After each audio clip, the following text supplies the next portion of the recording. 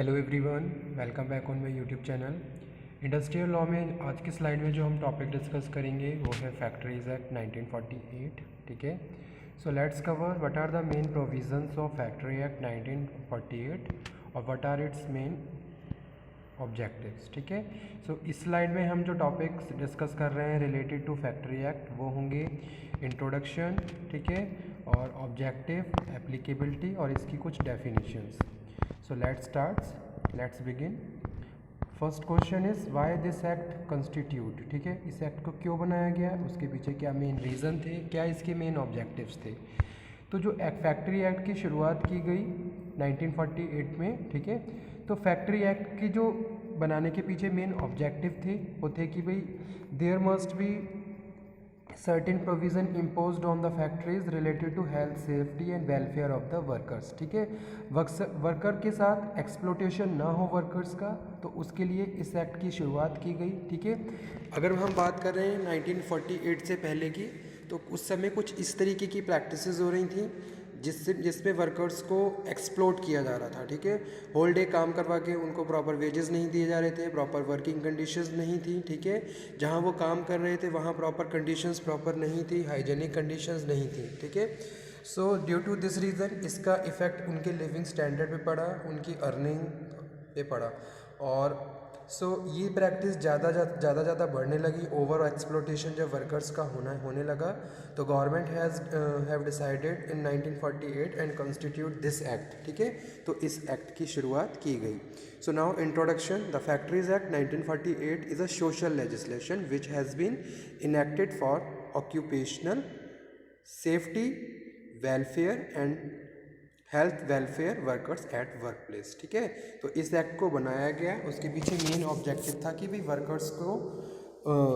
Workers को safety मिले। ठीक है, whenever they are working in the factories there must be safety. जब वो मशीन पे काम कर रहे हैं, फैक्ट्री में काम कर रहे हैं, तो सेफ्टी के साथ आप उन्हें काम करवाएंगे। आप उनके हेल्थ के बारे में भी ध्यान रखेंगे। ठीक है, भाई जहाँ पे भी वो काम कर रहे हैं नीट एंड क्लीन एनवायरनमेंट होना चाहिए। ठीक है, एज वेल एज आप उनके वेलफेयर के रिगार्डिंग भी सर्टेन प्रोविजंस अप्लाई करेंगे। ठीक है, so the objective of the act is to regulate the condition of work in manufacturing establishment coming with the definition term factory. ठीक है, तो फैक्ट्री आगे हम डिफाइन करेंगे फैक्ट्री का क्या मतलब है अंडर फैक्ट्रीज एक्ट 1948। ठीक है, और मैन्युफैक्चरिंग, अगर कोई भी एस्टेब्लिशमेंट जहाँ कुछ मैन्युफैक्चर किया जा रहा है, ठीक है, इन दैट फैक्ट्री और एस्टेब्लिशमेंट फैक्ट्री एक्ट अप्लाई और these provisions must be follow by the employers. ठीक है, तो जो भी एम्प्लॉयर है वो ये सारे प्रोविजंस फॉलो करेगा जो कि रिलेटेड होंगे हेल्थ, सेफ्टी और welfare of the workers. Factory Act 1948 consolidating and amending the law relating to the labor in factories was passed by the Constituent Assembly in August 28, 1948। ठीक है, तो 28 1948 अगस्त को ये एक्ट कंस्टिट्यूट किया गया। ठीक है, the act received the assent of the governor general of India on 23 September 1948 and came into force, यानी कि इसको 1 अप्रैल 1949 से सभी एस्टेब्लिशमेंट में अप्लाई कर दिया गया। ठीक है, so main objective of the Indian factories act 1948 are to regulate the working condition in factories. There must be proper working condition which is given by the employer to employees to regulate health, ताकि उनको health से related कोई issue ना हो, safety से वो काम करें। ठीक है, एज वेल एज आप उनके सोशल लेजिस्लेशन या फिर वेलफेयर के बारे में भी सोच रहे हो। ठीक है, तो there must be certain provision imposed on the factories और establishment related to health, safety और वेलफेयर से related, and annual leave enact special provision in respect of young person, women and children who work in the factories। ठीक है, तो main जो provisions थे यही थे कि भाई जितने भी वर्कर्स काम करेंगे आप उनके हेल्थ, उनकी सेफ्टी, उनके वेलफेयर के बारे में सोचेंगे। अगर किसी भी फैक्ट्री में वीमेन वर्किंग हैं तो उसमें कुछ स्पेशल प्रोविजंस इम्पोज किए गए। ठीक है, उनकी सेफ्टी के लिए, और उनको कुछ स्पेशल एक तरीके से सुविधाएं दी जाएं। ठीक है, अगर यंग पर्सन है, अगर चिल्ड्रन वर्किंग हैं, तो उनके लिए भी अलग अलग प्रोविजंस इम्पोज किए गए हैं जो आगे हम डिस्कस करेंगे इसी एक्ट में। ठीक है, यानी कि अगर इस तरीके के अलग अलग चाहे एडल्ट है, यंग पर्सन है या फिर वीमेन वर्किंग्स हैं, तो उनके लिए अलग एक्स्ट्रा प्रोविजंस इम्पोज किए गए फैक्ट्रीज़ पे और उनको फॉलो किया गया, ठीक है। As well as there must be consideration given to the annual leave with wages also, कि भाई वर्कर्स को लीव विद वेजेस भी दी जाएँ, ठीक है। तो ये सारे सोशल लेजिस्लेशंस हैं, ठीक है, सोशल एक तरीके से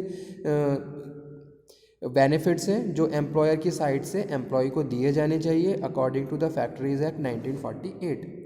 सो now applicability, the act is applicable to all the factories. तो जो फैक्ट्री एक्ट 1948 ये सभी फैक्ट्रीज में एप्लीकेबल है इंक्लूडिंग स्टेट सेंट्रल, ठीक है। Whether I am talking about the central government central, whether I am talking about the state, in every factory this act is applicable to premises, ठीक है। तो अब यहाँ पे अप्लाई करते हैं कहाँ कहाँ एप्लीकेबल है, कौन कौन से प्रीमिसेस में एप्लीकेबल है। Okay, so first condition is 10 और more workers are employ with the use of power and engaged in manufacturing activities. जहाँ 10 या 10 से ज़्यादा लोग मिलके काम कर रहे हैं with the aid of power, यानी कि इलेक्ट्रिसिटी को यूज़ करके 10 या 10 से ज़्यादा लोग कुछ मैन्युफैक्चर कर रहे हैं, ठीक है। मैन्युफैक्चर में बहुत सारी चीज़ें हैं, मैन्युफैक्चर की डेफिनेशन भी मैं बताऊंगा, मैन्युफैक्चरिंग का क्या मतलब होता है, ठीक है। अगर कोई भी प्रोसेस कर रहे हैं, इनपुट सेमी फिनिश प्रोडक्ट को प्रोसेस कर रहे हैं, आउटपुट में कन्वर्ट कर रहे हैं, तो वो जगह क्या है, फैक्ट्री है, और उस जगह पे ये एक्ट अप्लाई हो रहा है।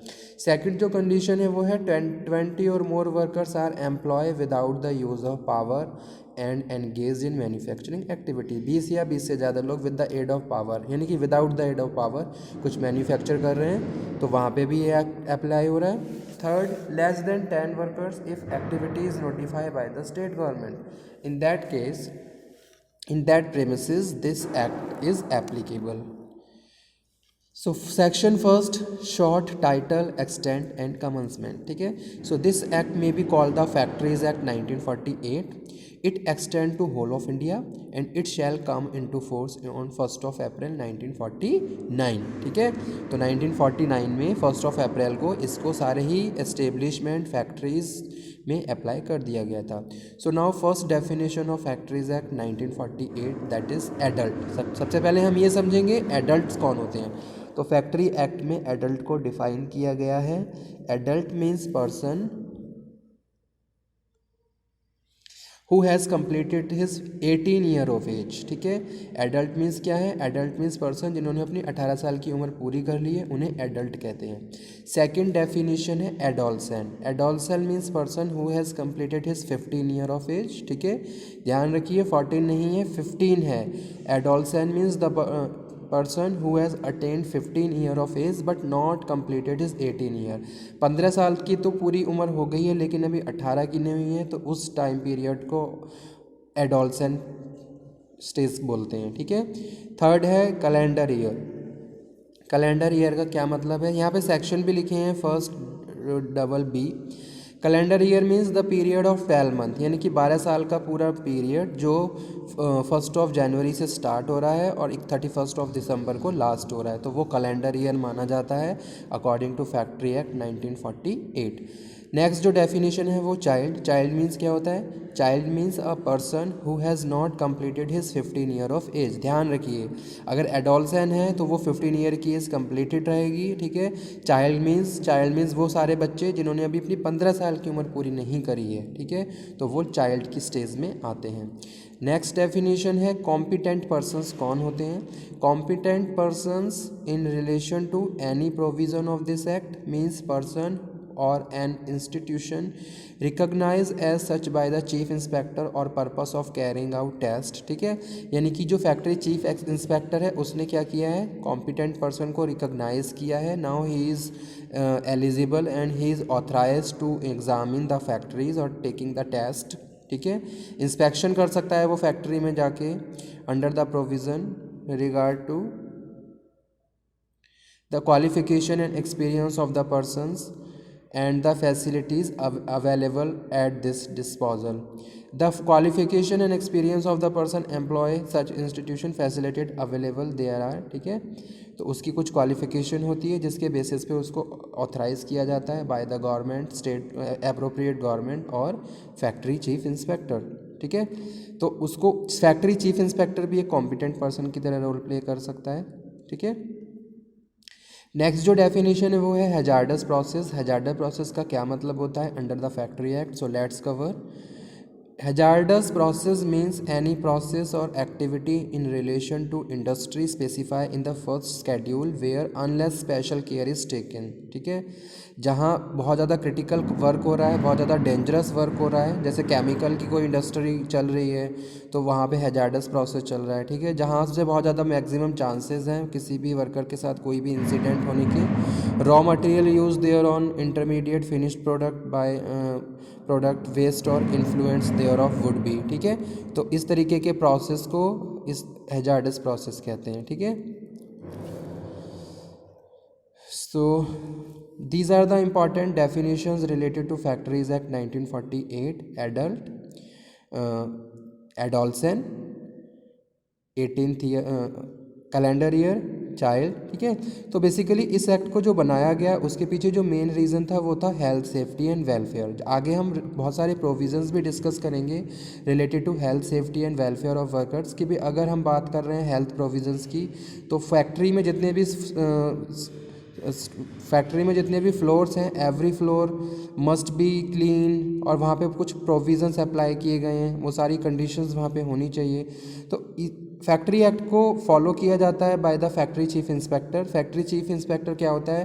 Factory chief inspector is a person who is authorize by the state government या appropriate government, and time to time he is visiting the factory and take inspections. ठीक है, वो कभी भी फैक्ट्री में जा सकता है, every time he is permitted. ठीक है, उसको किसी की परमिशन लेने की ज़रूरत नहीं है. वो किसी भी फैक्ट्री में कभी भी विजिट कर सकता है, जाके इंस्पेक्शन कर सकता है कि if there is a provision related to factory act are following और नॉट. ठीक है, तो फैक्ट्री एक्ट के हिसाब से जितने भी प्रोविज़न्स इम्पोज किए गए हैं फैक्ट्री पे उनको प्रॉपरली फॉलो किया जा रहा है, नहीं किया जा रहा है. प्रॉपर वर्किंग कंडीशंस वर्कर को दी जा रही हैं, उनको प्रॉपर इक्विपमेंट्स दिए जा रहे हैं, उनको प्रॉपर पीपीई दी जा रही है या नहीं दी जा रही है. ठीक है, अगर कोई भी हैजार्डस प्रोसेस चल रहा है तो वहाँ पे स्पेशल केयर ली जा रही है या नहीं ली जा रही है. और वो वर्कर्स के रिकॉर्ड को भी चेक कर सकता है, वर्कर्स की फ़ाइल को भी चेक कर सकता है, उनके पर्सनल रिकॉर्ड्स को भी चेक कर सकता है. ठीक है, कि भाई जो भी पर्सन आपने हायर किया है वो 18 एज का है या नहीं, और वो किस काम में लगा हुआ है. ठीक है, उसका क्या डिपार्टमेंट है, उसकी क्या कैटेगरी है, कितना वेज आप उसको दे रहे हो. All this matter can be inspected and investigated by the factory chief inspector under the factories act 1948. ठीक है, तो आगे हम नेक्स्ट स्लाइड में डिस्कस करेंगे इसकी अदर डेफिनेशंस को. आप ये सारी स्लाइड्स कवर कर लीजिए. If you have any doubt, any query, then you can again discuss. Okay student, thank you very much. आज की स्लाइड को यहीं पे फिनिश करते हैं, नेक्स्ट स्लाइड में फिर से मिलेंगे. Thank you.